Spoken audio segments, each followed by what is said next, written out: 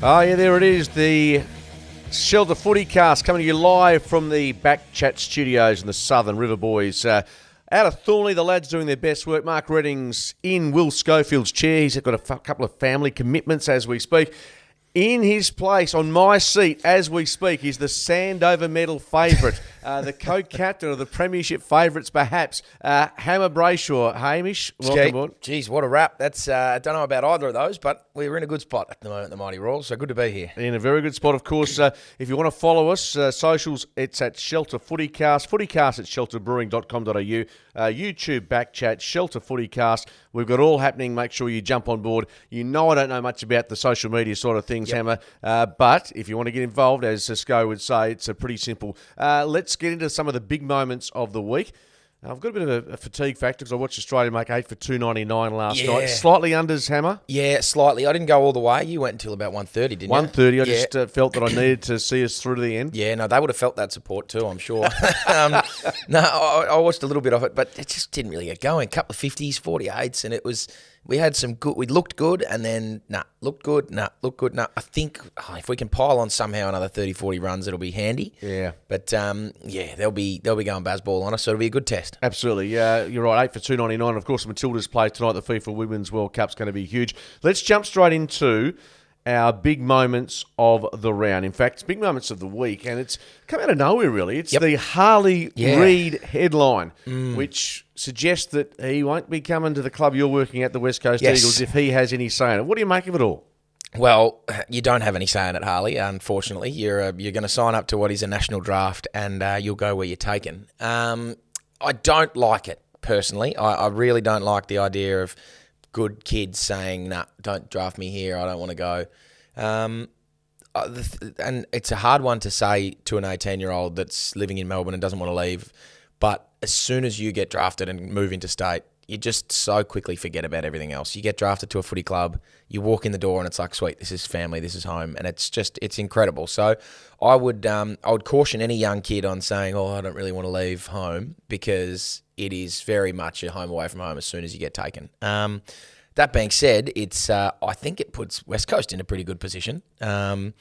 If the kid doesn't want to come, you just say, yep, we're going to draft you, we're going to draft you, we're going to draft you, and then eventually see who wants to bid the most for him and split the picks and go from there. So I know Scully's not big on it, but I think it's sort of, this gives him a little bit more. He's just won the country MVP. Yep. I imagine he's going to make the All-Australian team if that hasn't already been announced. And it's just going to build his draft stocks to the point where if he really doesn't want to come, well, who's going to bid the most for him? Yeah, Nick Geeshan, his manager, of course, trying to put the fire out. Look, when it comes to the Eagles at the moment, it's their on-field results which are perhaps causing some angst for Harley. And the fact he's from Vic Country, I mean, you must have known blokes from Victoria who've come across to either South Australia or WA and have had a bit of concern about how they're going to fit in, lifestyle. It's understandable at that age to at least have some reservations. Yeah, it is. I mean, two guys that stand out. Adam Chera was one who was a bit reserved about coming over to Perth and was here for a couple of years and enjoyed it, sort of didn't fall in love with the place, and then, obviously had his homesickness and wanted to go home and really just wanted to be around family, so he went back. But the other example is Cam Rayner, who was in a pretty similar position to what Harley Reid's in without all the amount of hype, but was a touted number one draft pick who early on in the year it had come out that rumoured that he didn't want to leave Melbourne. He'd told other clubs no. Brisbane ended up having the number one pick and they took him and he's loved it and he's never going to come back. So there's different examples of that the whole way through. But for a guy from Vic Country, I mean, it's not like you're leaving the city. You're leaving you're leaving a small country town wherever he's from. But it'll be interesting. I think this buzz will die down pretty quickly and he'll realise that it's a national draft and he can go wherever he wants, but wherever he gets taken. But I think it puts West Coast in a pretty good position. Yeah, the split pick situation, no, it doesn't faze me either. I think they can make hay with that. Scully, though, very strong on social media. He's getting potted by people as well, which is quite... Just sitting back, being a bit voyeuristic. I've been in that position where you say something. Mine's normally after a couple of shelters watching the cricket, but when you do put yourself out there, and then Scully starts responding. I love it. The banter that he gets involved with, it's too much for me, but he loves it. No, he does love it. He's just gone, it's on the back of He's called Elijah Hewitt, Chris Judd. He said, this guy could be the next big thing. And you've got Judd, Jinby, Reid. You're looking at a Kerr Cousins Judd situation. So that's what the angle Scully's going down. I can see what he's talking about, because if this kid is going to be a generational talent, then, I mean, you just look at Nick Dacos a couple of years ago, was clearly the best player in the draft and was always going to go number one. Whoever bid on him at first, Collingwood were going to take him, and now he's the favourite for the Brownlow by a mile. So you have players like that every now and again where it's like, you just know that he's going to be a star. It puts a lot of pressure on him, but players like that, I think, don't come around very often, so it would be worth it if you did get him. But at the same time, we've spoken about this before, you look back over the last 20 years, Adam Cooney's probably the only number one draft pick you'd redraft at number one in hindsight. So you're going to get good players in top 10 situations regardless of who you take. Okay, the other big issue for the week as we head towards our preview of this weekend's action in the AFL is the AFL CEOs coming together with the league to talk about a number of ideas. The wildcard weekend, which seems to have had some traction, but the CEO is a bit mixed on that. Two which have come up in the past 24 hours, the 17 and 6 fixture, which is play each other once as a club and then mix up the fixture to suit the ladder as it stands, and also the best of three grand final idea, which my mate Carl Langdon has been proposing. I can't get my head around. Look, no idea is a bad idea, but that one seems the least likely to get some traction. Yeah, that one seems like just a big cash grab for mine. I mean, other sports do similar things. The basketball obviously has a best of 7 in the NBA, best of 5 here, and the Stanley Cup do the same thing. Based on a bit of home and away, that's on a proviso that you haven't got two Melbourne clubs playing. For instance, if it's Melbourne Collingwood...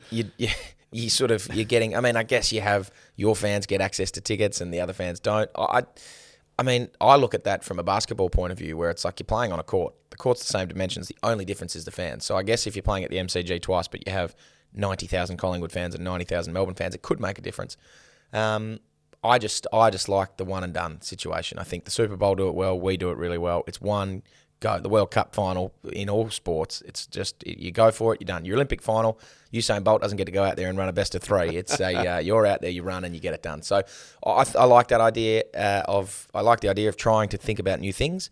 But that for me is probably a stretch too far. Are you closer to accepting the possibility of playing each team once as a club and then mixing it up? That seems they're looking for some equity in the draw, which obviously we know is not the case. And even this year with teams playing Eagles and North twice, they get a decent run at some premiership points and percentage. Yeah, I think it's a good idea. I mean, it's certainly playing every team once to start with and then rejigging the draw. I think it's a good look. You can, especially in terms of money, I mean, I guess that's the AFL. It's a business. You're trying to make as much cash as you can.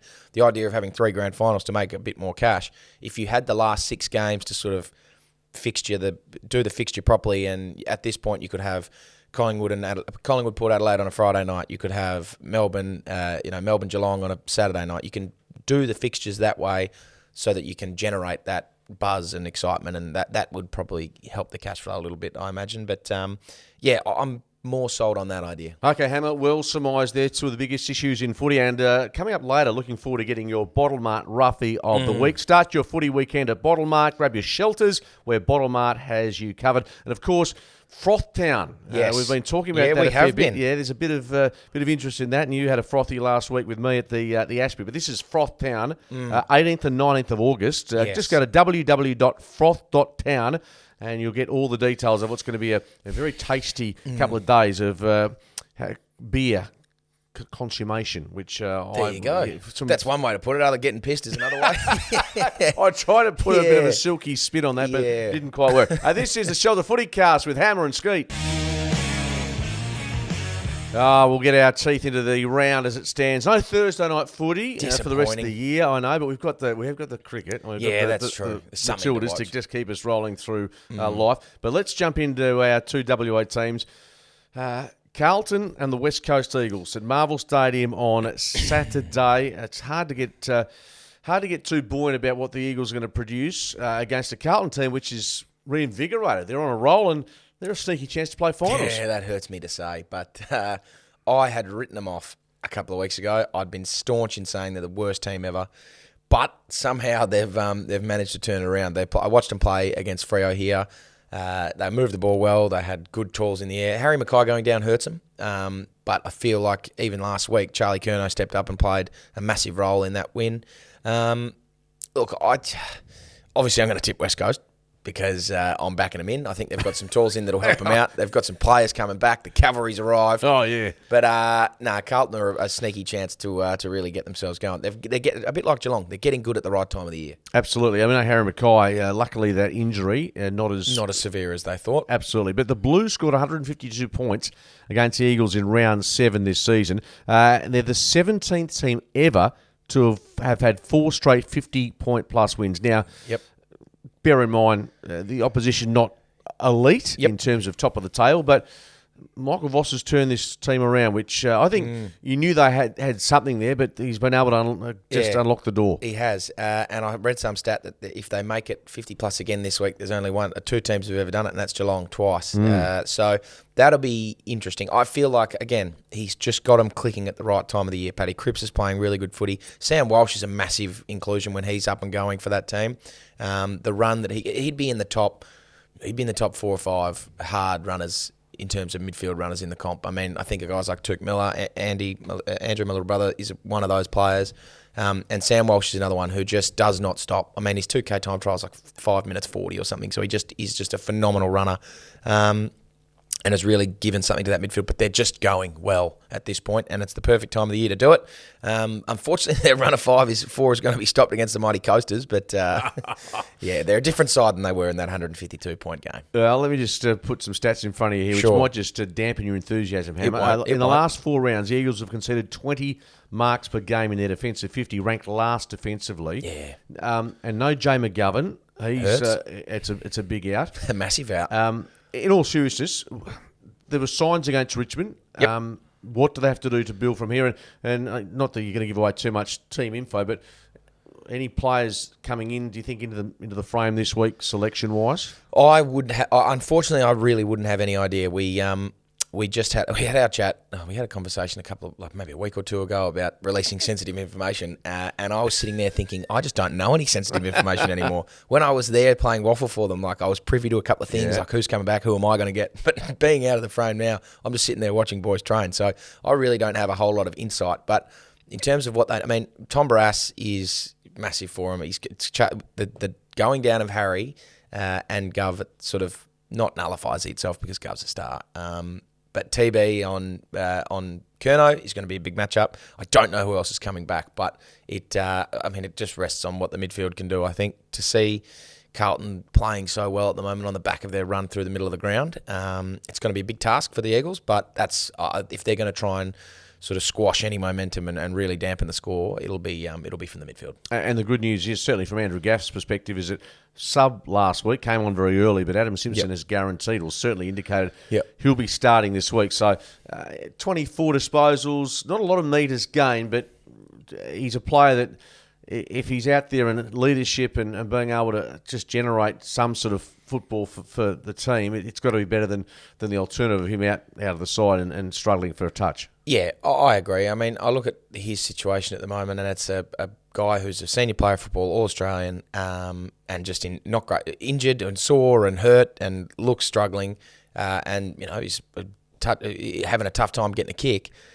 In the perfect world, you look at, Scully hated the idea of the Brisbane boys dropping themselves, but let's just say the Brisbane boys got admitted and didn't drop themselves.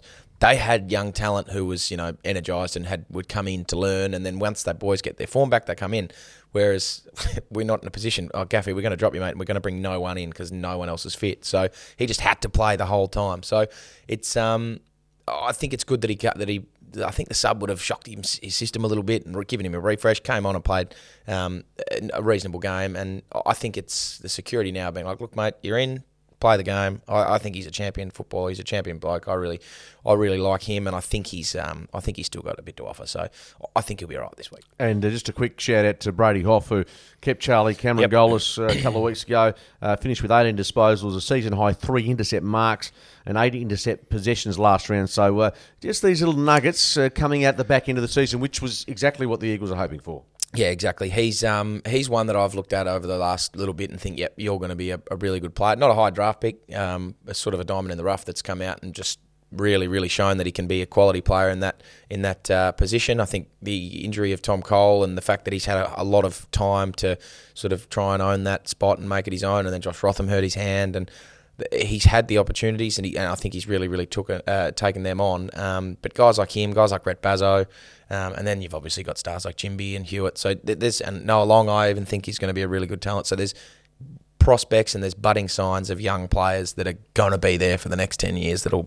So I think there's enough for the Eagles fans to be looking at and be thinking, yep, we're struggling now, but we'll be fine. So Hammer, who's tipping on behalf of Scully, has tipped the Eagles. Yes, it's not even your bottle mart roughie of the week, which says something about how bullish he is about the Eagles. Yep, they just get it done, I think. Yeah, well, now you've been sort of handcuffed about how freely you can speak about one team.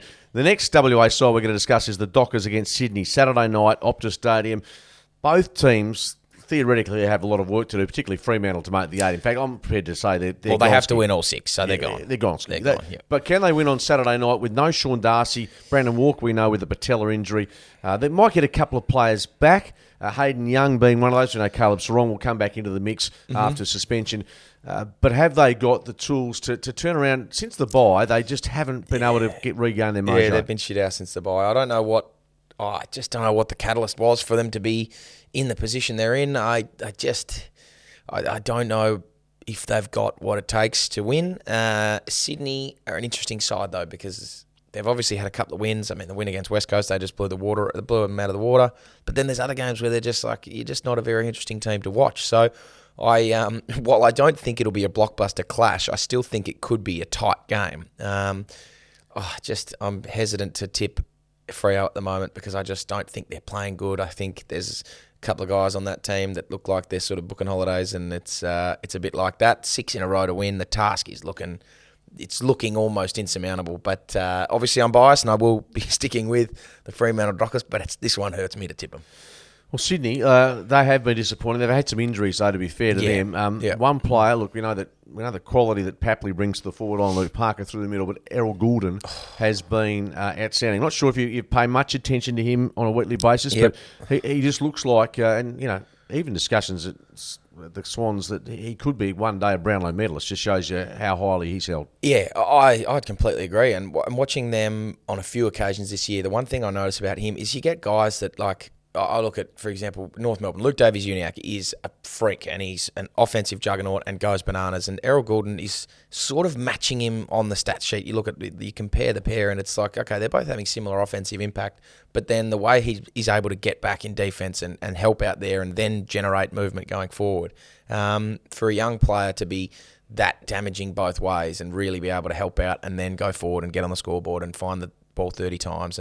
He's introducing himself to the Sharon across the park, which is, for a young player, it's a real sign. So, I mean, a Brownlow medalist, I'm not sure, but he's one that, for me, that has just gone bang and really stood out this year, definitely. One other stat worth touching on, we know the Dockers' first quarters have been putrid for, more than 12 months now. But horrible. Across their last 3 games, Freo's conceded 58 points per game in the first half, ranked 17th. So they're playing a lot of catch-up footy there.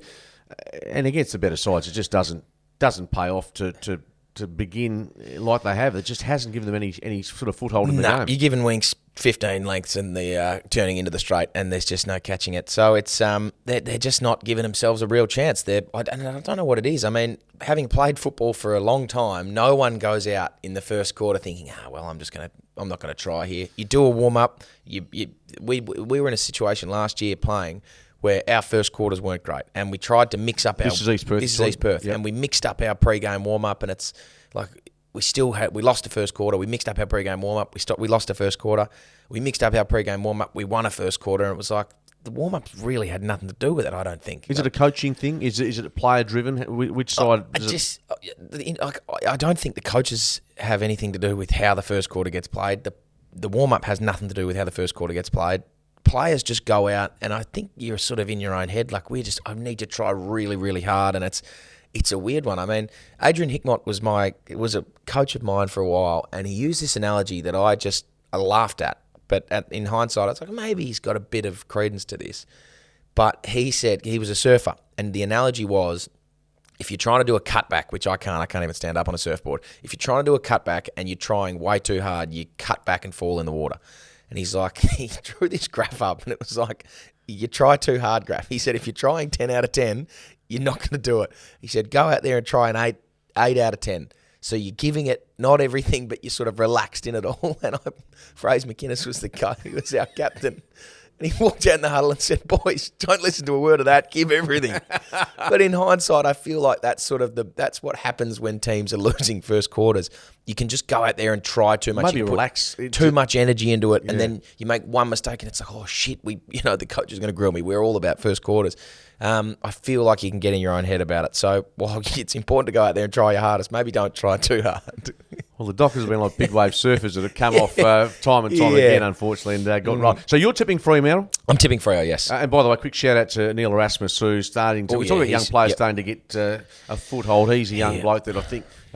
Matty Johnson. There's some bright sparks, but unfortunately, given the latter position, the Dockers have been copping the criticism for their performances, and rightly so. And they've got Sydney on Saturday night. I'm tipping Sydney, by the way. I just think the Swans playing better footy. Dane Rampy getting off at the tribunal is big. I know Scully was about to... He's had a few battles on his hand this week. That was one of his... He was really fired up about that, but Dane Rampy to play. It's big for them because he's... Massive. He's such a good player. He's one of their generals. He is, and I'm very glad he got off. I mean, I watched Scully's rant and rave about it, and I just sit there, and while I'm probably not as opinionated on it as he is, it was clear to me that it was it should not have been a suspension, and I'm very, very glad it got overturned. Fair enough. There are WA teams, the Dockers, the Eagles in action on this Saturday. This is the Shelter FootyCast with Hammer and Skeet. All right, let's jump into our other matches beginning Friday night. Pivotal game. In fact, some really good matches outside of the WA teams, got to be honest. Essendon v the Bulldogs at Marvel Stadium. Top 8 positions for both these clubs pretty much on the line. Yeah, there's been a few of these in the last couple of weeks, but the good old-fashioned 8-pointer. Essendon have intrigued me all year. I think I tipped them. I mean, I'm not sure all the way back when, but I reckon I would have pegged them for bottom 4. Didn't think they were any chance. Brad Scott's really got the team going. They've fired shots, and they look, while they don't have much, not much, but they don't have the star power that other teams in the top 8 do. They're a very well-rounded side, and I feel like this one is a well-rounded side that's coming up against a team of stars all over the park. So the Bulldogs, I feel like, they've got things going in a reasonable spot, but Marcus Bontempelli's playing phenomenal football. He leads that team better than...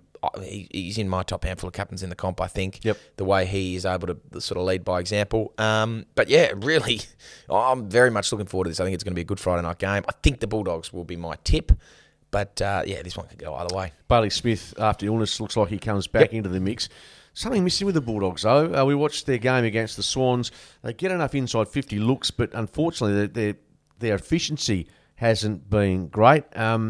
And it's an ongoing concern for Luke Beveridge because their best is still very good, but they're in a bit of a funk at the moment in terms of their form, just unable to really get on top of their game and impose themselves on position. Yeah, they are. I mean, I look... Bailey Smith, you talk about, it's a good example of sort of where that funk is at. I think he last year and the year before he was running around getting 30s and kicking a goal or two, and his form has sort of dropped. I'm not sure if he's had a change in role, but he looks like he's not impacting the game offensively or defensively as much. Guys like Lockie Hunter that have left and sort of you lose 30 possessions. So with him gone and then Bailey Smith not having, you're probably losing 40 to 50 pretty quality possessions a game, which is hurting them both offensively and defensively. So they are in a bit of a rut.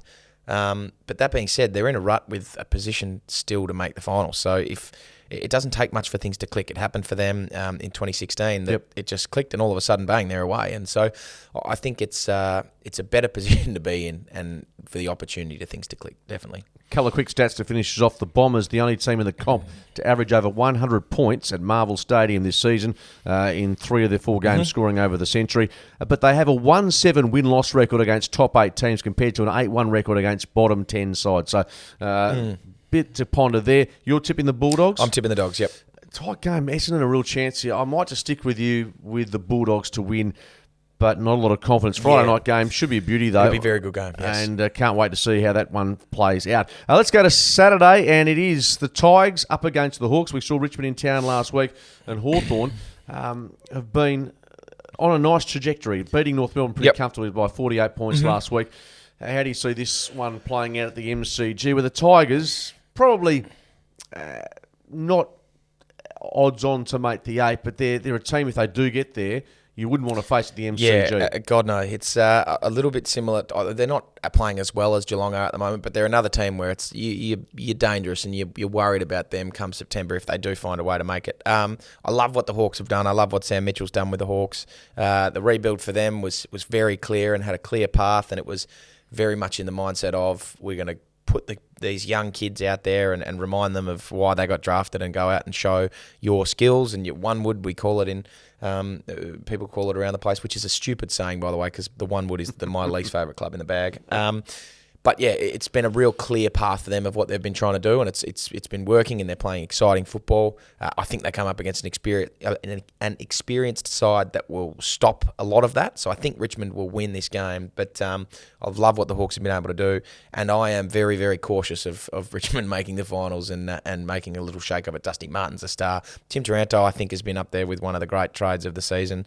Shai Bolton's a star. They've got good players across everywhere that are really starting to get going. Yep, Tigers have scored 110 points in each of its last 2 games against the Hawks. Numbers are good. Shea Bolton, my favourite player in the AFL, kicked 2-4 last week, but once he starts showing a bit, took mark of the round, I would have thought, in good touch.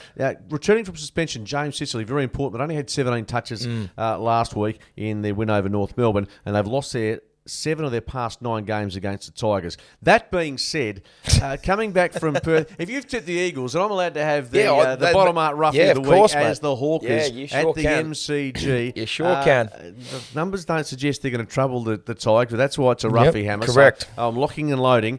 Look at Jaden just writing that down. Yeah. Skeet, idiot, tipping Hawthorn to beat Richmond at the MCG, given their appalling record in recent times. And I like it a lot. Yeah, you don't really. You're just saying that for the value of the podcast. Anyway, let's move on. This is going to be a huge game. Let's go to Brisbane and the Geelong at the Gabba. Yep. Saturday afternoon or twilight up there, and this is a game that promises so much. Brisbane, possibly mentally scarred after what happened at the MCG last Friday night, up against a Cats side which completely shredded the Bombers. Yeah, this is looking to be the game of the round for mine. I think Brisbane at the Gabba is a different kettle of fish. They, I mean, off the top of my head, I can't remember them losing there this year. Whether they have or not is a fact I'm not sure of. But they're going really well there. Geelong are starting to hit their straps, and dangerously too. They've got 5 games left, 6 games left to lock themselves in the finals, but all of a sudden they're 5th on the ladder, and it's come out of nowhere for mine. They really struggled to start the year. They looked like they had one of the great premiership hangovers of all time, and then have just started ticking along, had kept themselves in touch enough to launch, and now they're in the finals race, and they're looking really, really dangerous.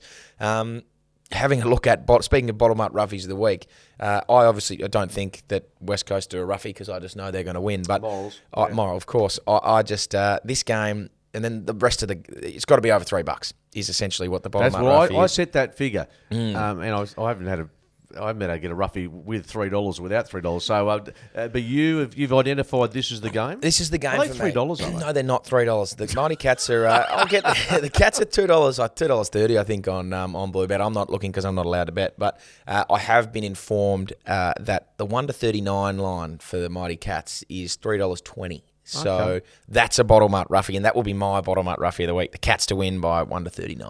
Fair enough. We know Brisbane played super footy for 2 to 3 quarters last week. The question is, can they go home and get the job done? Just quickly on Geelong, will they, not in the same position as last year where they could manage Paddy Dangerfields and their senior players, it's a bit more problematical because they have to keep winning to play finals and even get a top 4 finish is still not beyond the realm. So it's not as simple this year for Chris Scott. No, it's not. It's a luxury to be able to rest guys like that. But I think as well, in a situation where that they're in at the moment, guys like that would be sort of itching to get out there and play most weeks. I mean, it's like your season's on the line and you have to keep winning to sort of stay in the race. And I feel like for those guys, they haven't had that excitement in a while. They won the premiership, but they've been, over the last 4 or 5 years, they've been sort of top 4 sort of stalwarts. They've been there for the whole time. So for this to be a new challenge for them, I think would be exciting and would sort of reinvigorate them in their seniority in the AFL. And it's like, okay, well, this is a real challenge that we haven't had in a while. So let me get out there and play every week. Let me go and dominate a game. Let me try and find a way to get Geelong into the top 4 and have another crack at a premiership. So I feel like while it's a luxury to be able to rest them, I think it's sort of a novelty for these guys to be in a position where, hey, we've got to win every week to really give this a shake. So I think they'll relish the opportunity, and I don't think it'll faze them too much. Yeah, I'm tipping Brisbane to win at the Gabba just because of course. That's what they do. It's they do win up there. Turning up, and they've got the tools, and I think there's a bit of a steely resolve. Their form away from home not great, but they're unbackable almost at the Gabba, despite Hammer's selection of Geelong 1-39 for his bottom art roughie of the week. You say that's the game of the round. I say this is the match of the round. Port Adelaide v Collingwood, first versus Actually, second, I did forget or second about this versus one. Yeah, there you first at the Adelaide Oval. Yeah, there you go. You did give me a weird look when I said that. The Power, 50-point loss last week. They won the inside 50 count against the Blues. Strange. But just the third side to lose by more than 6 goals this season with a positive inside 50 differential. So had a lot of players out. Some of those will return this week.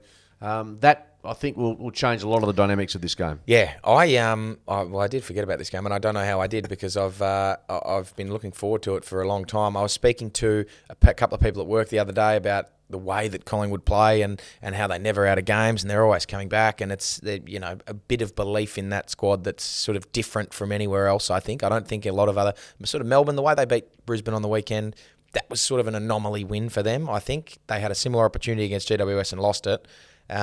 Whereas Collingwood they have that belief and they just consistently do it. And then when they get sides they should beat, they roll over the top of them.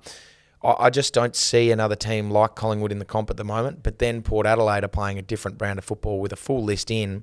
I think it's exciting, and I'm very much looking forward to this game. I think the defence of Collingwood up against a fully fledged attack of Port Adelaide is going to be a real sort of immovable force meets the the immovable object meets an unstoppable force or something like that. Yeah, we need Travis Kelsey for that. We just need Travis just to help us out there. Yeah. But I know what you're saying.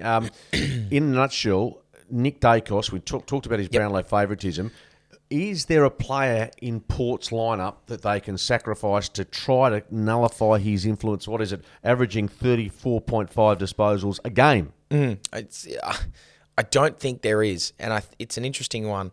I think Scully and I were talking about this earlier in the year. Why don't teams tag him? Why aren't teams tagging him?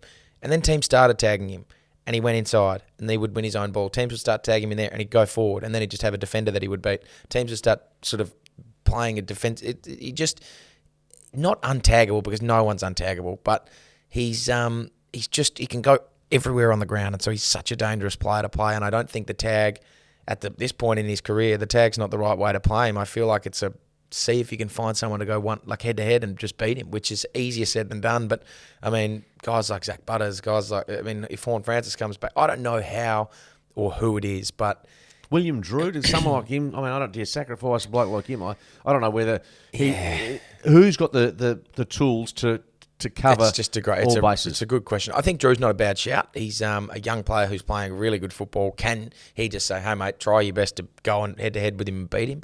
And it's interesting because good young players like that, there's an air of swagger and arrogance about them where it's, even if you're coming up against a Brownlow favourite, you there's a little chip saying, I can beat this bloke. I can do it. So I think that's not a bad shout. It'll be an interesting game. I mean, one more 3-vote performance from Dacos probably all but seals it. But I'll let you tip first because I don't know who I'm going for yet. Dan Houston coming off 41 disposals last round, just the ninth player to win at least 40 touches a game this season. It's a tough one. I won't get to see any of this game because I'm going to be at the Fremantle Sydney match, unfortunately. So I've been given the short straw in the sense of watching those two teams as opposed to the top two in the comp. They've won their past 7 at the Adelaide Oval, Collingwood. It's a very tough game to call. I possibly think that the Magpies, but this is a real 50-50 game. I mean, you can't tip a draw, can you? I think I've actually tipped Port Adelaide in this. How are you doing in the West Footy tipping? Shocking. I thought I saw you holding up the table. I was holding. I was down the bottom. You're obliged to pick West Coast. I am obliged to tip West Coast. I've also been obliged. Well, not obliged, but I feel like I tip Fremantle every week as well. Which is just why I just tip Freo and Melbourne. I feel like it's I just loyalty. Do it. Loyalty. I don't know, but anyway, it's I am right down the bottom. Man, for goodness' sake, give me Port Adelaide. Port Adelaide. Port Adelaide, a wounded zebra that bounced back and get it done. Wounded zebra. Righto, okay. Port Adelaide to win the top 2 clash. We'll run through these other games. At Manuka on Sunday, it's the Giants versus the Suns. Caretaker coaches come good straight away in Stephen King. But the Giants, probably the most improved side this year and one of the real surprise packets. Yeah, they are. I mean, on the back of obviously the defensive prowess of Jack Buckley, they've been getting it done. Toby Green's firing. Superstar. Sam Taylor. Oh, he's a good. They've got some pretty good players. Josh Kelly's a good player. Lockie Whitfield's a good player. I don't know I don't know the track record of caretaker coaches in their second week. First week they've just got something. It's the Michael Jordan special stuff, and they just go bang in the first week. Don't know what the record in the second week is, but I just think GWS are a reasonably good side at the moment. I think they probably get the job done. There's not a whole lot in this game for me. Ben King v. whoever goes to him, it'll probably be Taylor. That'll be interesting, whether it's Jack Buckley. If it's Jack Buckley, then the Suns have got no hope. But, I'm tipping the Giants in this one. Yeah, they've won 10 of their past 11 against the Gold Coast Suns. This game in Canberra, I know Scully said at the start of the week this is a danger game for the Giants, but the Suns, I think the sugar hit obviously works early on, but obviously you need Matty Rowell to keep getting plenty of the footy. Will Powell, Jared Witts in the ruck. Jared Witts is a fine player, but I think the Gold Coast Suns probably got themselves up for that match, and now they're just trying to work out the numbers for Damien Hardwick for 2024. That's going to be, I think that's all that remains. The Giants to win for me at Manuka Oval on Sunday afternoon. Two more games. The Demons up against the Crows at the MCG. Melbourne somehow found a way to win last week. Brodie Grundy, there's talk that he might end up at a third club off the back of being dropped for 1 week. Whether that's premature, I think probably, but Maxi Gawn showed what he is capable of, and of course the likes of Petrarca.